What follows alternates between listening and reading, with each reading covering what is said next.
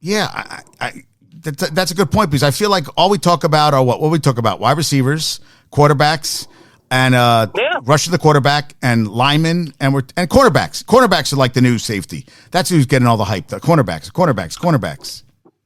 But think of think of the game. I mean, remember how good Sean Taylor was and how much of a game changer the guy could be. Sean Taylor was with Ed Reed, Troy Polamalu. I mean, we all remember the diving one-handed catches. Ed Reed coming out of nowhere, making. I mean, the Seattle play at the end of the game with on Monday Night Football with the former with what's his name? Oh God, was the former Giant there, right? The Jordan Love, Julian Love with that awesome interception. That was a good play. Yeah, and if you get, guys doing, being leaders on defense, on a great defense, a safety on a great defense makes such a world of difference back there. And especially with if you have a good athlete and he make plays. How about Charles Woodson? That just popped in my head. Yeah. I mean, Charles Woodson. Darren Woodson for the Niners. Right. He was more of a big hitter, but. No, Darren Woodson. Darren Woodson played for the Cowboys.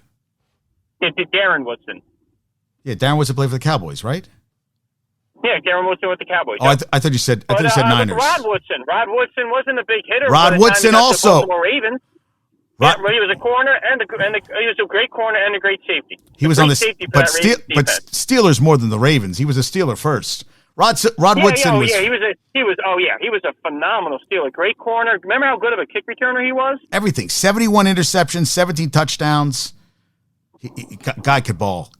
He was athletic. He won a championship on that Ravens defense. He was phenomenal. He was really good. Really good. How when you had good safeties, it made a difference, man. I mean, but that's just disappeared. That position is not the same, man. I mean, that's good. Yeah, I was just thinking about that today. I don't remember. So. You never got to it with Jay the other day too, because I was listening to your podcast yesterday morning, the part of the Jay interview. So, do you think Billy Wagner is a Hall of Famer? You don't think so? No. His saves, so 500. There's only two guys with 500 saves. I know. Correct? I know he's not at 500. But he's not far off it. We looked up his stats. I just felt he had a couple good years, but I don't think it was a career. Yeah, I mean, I think it was more longevity than anything. But isn't being near the top of the game for a long time, you don't consider that as something that is in baseball? I mean, if you get 3,000 hits, it doesn't matter how long you play, right? I mean, look at Biggio. Biggio played forever and got 3,000 hits. He's in there. Wait, who's in? Wait, what did you say? Craig Biggio. Craig Biggio was an accumulator of stats to get 3,000 hits.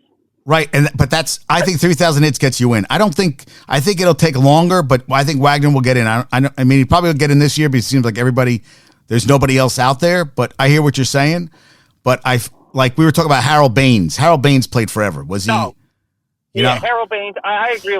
The other guys on the list of Brady, I don't quite think Jimmy Rollins. He's kind of, one, I mean,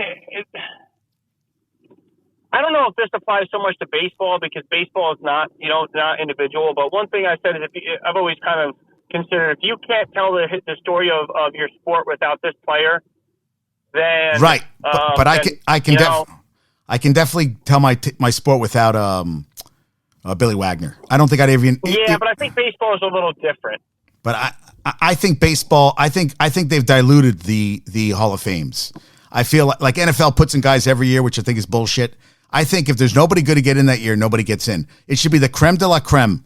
And I think they sometimes put in guys that are not the creme. And Billy Wagner, to me, is not the creme de la creme. Okay, he had five. I don't remember a lot about. I don't remember him dominating every year. He had a couple dominating years, but he wasn't like a guy that could get everybody out. That's me.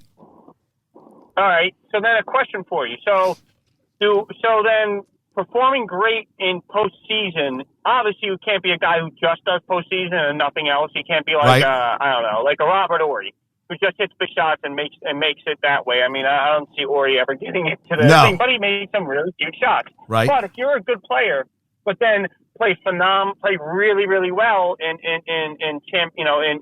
multiple championship series. Who's an example? Games. Well, what's an example? Give me an example. I know you brought up like Jack Morris. I know you talked about that one game against the Braves. Yeah, I don't know enough about Jack Morris. Jack Morris. Jack Morris had a 10-inning complete game win in, I think, Game 7 of the World Series for the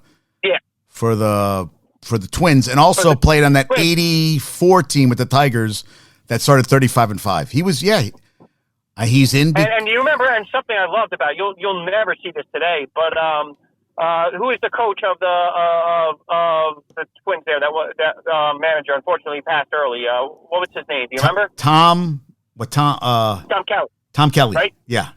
Yeah. He was walking out to pull Jack Morris off, and he'd already been out once before. And I believe this was that World Series game. And already been out once in that inning. And once you cross that foul line a second time, you have to pull your pitcher.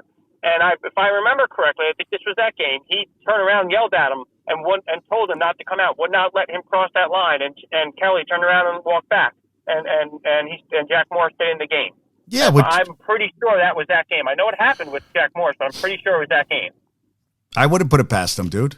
I wouldn't put it past him. He screamed at him because he was that competitive a person. And that, man, I remember that game. I watched that game. That was, boy, him and that was Smoltz. Him and Smoltz went at it, man. Yeah, listen, you know what? I mean, his stats, they're saying he didn't win Cy Youngs, he didn't win MVP. Still won 200. I think he won a lot of games. 250 something, 54. They put him against Bartolo Colon. I still don't know if that, but I don't know if that, but and didn't win a Cy Young.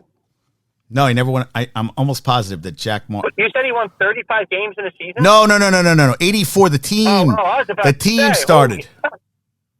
The team started. I thought you said he won 35. I was going to say, holy cow. Who did he lose to is what I'm thinking. So my question, I'm pretty sure he's going to get in. I don't see how he doesn't.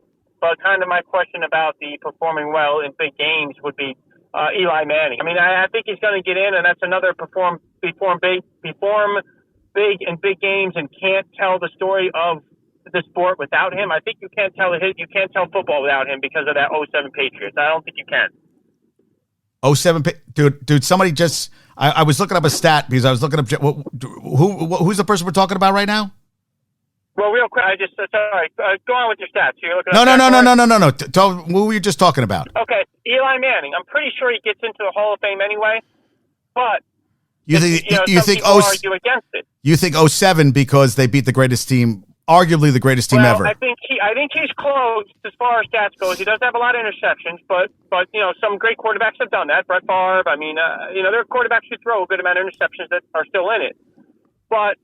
I'd say he's close with stats, but what definitely puts him over for me is you can't tell the history of football without Eli Manning because of that 07 Super Bowl and also in 2012. He was awesome in those games. Four-time Pro Bowl, 2-time Super Bowl champ, 2-time Super Bowl MVP, 117 and 117 career record, 57,000 yards, 366 touchdowns.